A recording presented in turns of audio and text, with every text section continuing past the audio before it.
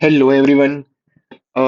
Without wasting any time, I just quickly want to tell you how I scored in 2024 Civil Services Prelims. मैंने अपने कैसा score CSAT में 99 almost 100 score किया, cut off से almost 33 marks ऊपर, जबकि उसी से एक साल पहले मैं फेल कर रहा था, which was 65 marks. The passing is 67 मान के चलो, वैसे 66.66 है।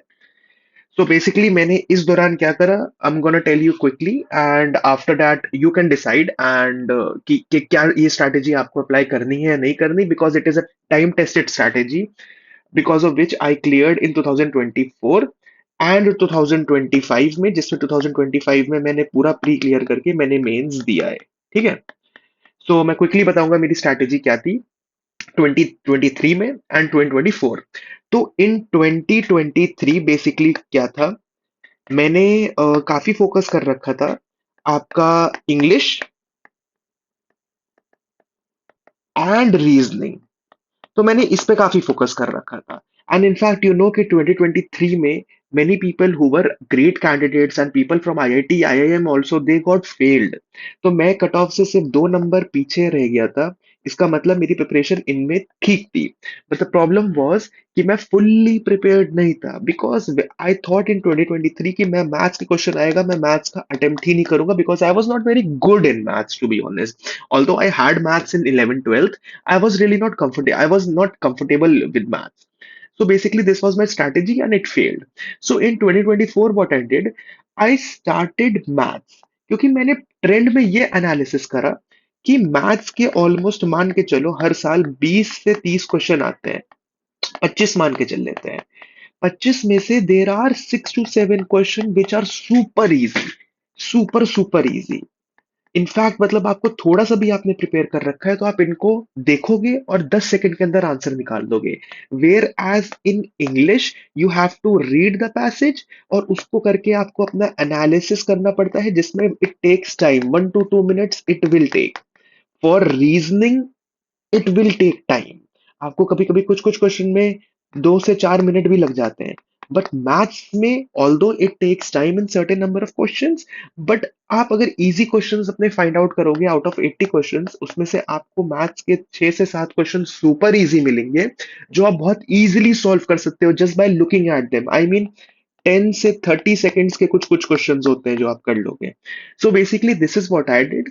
मैंने मैथ्स पे फोकस करा। टेक्निकली मैंने, अगर आपको सच बताऊं, मैंने 6 क्लास से लेकर 10th क्लास की बुक्स और 11th एंड 12th के सर्टेन चैप्टर्स मैंने इनको करा था। मैं आपको रिकमेंड करूंगा, आपको 11th 12th की करने की कोई भी जरूरत नहीं है। Just high yielding topics from 6 to 10th and formulas जो लिखे होते हैं उनको आप अपना लो। तो इससे क्या करोगे, जो आपके फॉर्मूलाज होते हैं, ट्रिक्स होती हैं, it is given in 6 to 10th books. अगर आप इनको भी कर लोगे 6 to 10th की, आई एम टेलिंग यू, 6 to 8 की आप सारी बुक्स कंप्लीट करो, 9 से 10th के जो है आप सिर्फ सिलेक्टिवली करो। आई am telling you, you will feel comfortable in maths और आप मैथ्स के एटलीस्ट 10 से 12 क्वेश्चन सॉल्व कर लोगे। 6 to 7 तो सुपर इजी होंगे, मतलब ऐसा होगा आप लेस देन 1 मिनट में सॉल्व कर रहे हो। So basically what my strategy was, मैं आपको ये समझाता हूँ।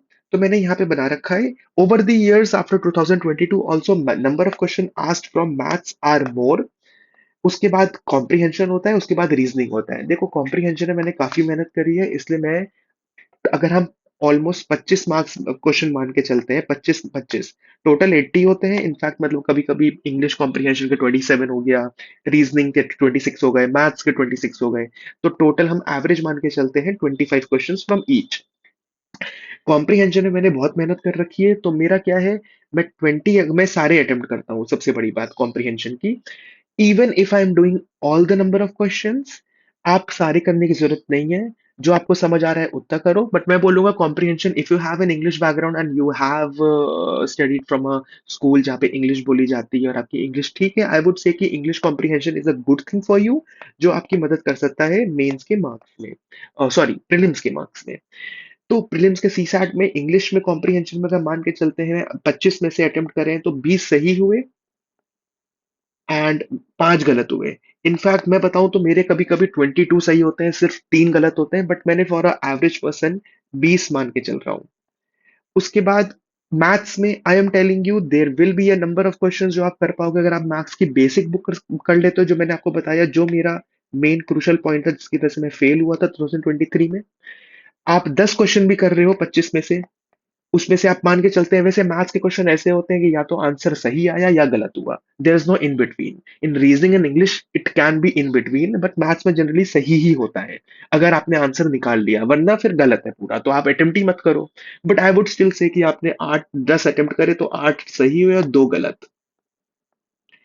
उसके बाद reasoning I think blood relations and puzzles you can do, but still हम मान के चलते हैं कि 10 सही है और 4 गलत।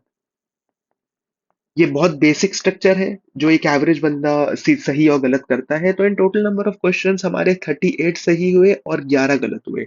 38 सही के मतलब 95 मार्क्स एंड 11 गलत का मतलब -9। आप 76 86 स्कोर कर रहे हो, 67 आपका पासिंग है। तो आप 20 ऑलमोस्ट 19 मार्क्स ज्यादा स्कोर कर रहे हो, 20 मान के चले। This is because you are attempting only how many number of question, 49। और मैंने हमेशा से बोल रखा है कि आपको 45 से 55 के बीच में करना ही है क्वेश्चंस, करना ही है।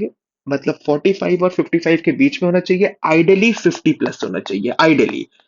आइडियली मतलब जबरदस्ती आपको नहीं फेलने, पर अगर आपसे क्वेश्चंस हो रहे हैं तो 50 प्लस रखो, तो आपके चांसेस और मार्जिन ऑफ एरर अच्छा हो जाता है, निकल जाता है।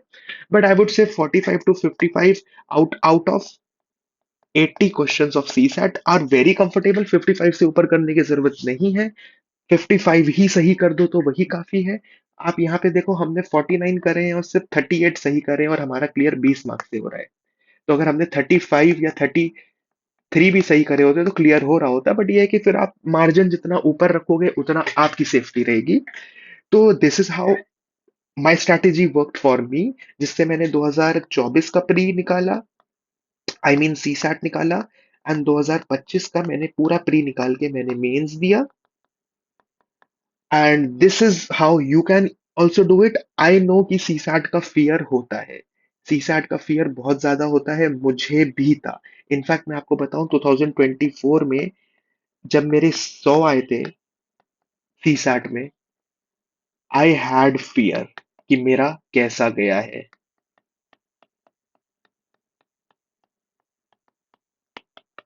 मैं बहुत फियर में था, तो that is very normal. But मैं आपको बता रहा हूँ, आप तीनों चीजों पे फोकस करोगे और तीनों चीजों के इजी इजी चीजें अगर आप ढूंढोगे तो you will be able to do it. And that is all for today. मैं बहुत लंबी वीडियो नहीं रखने वाला।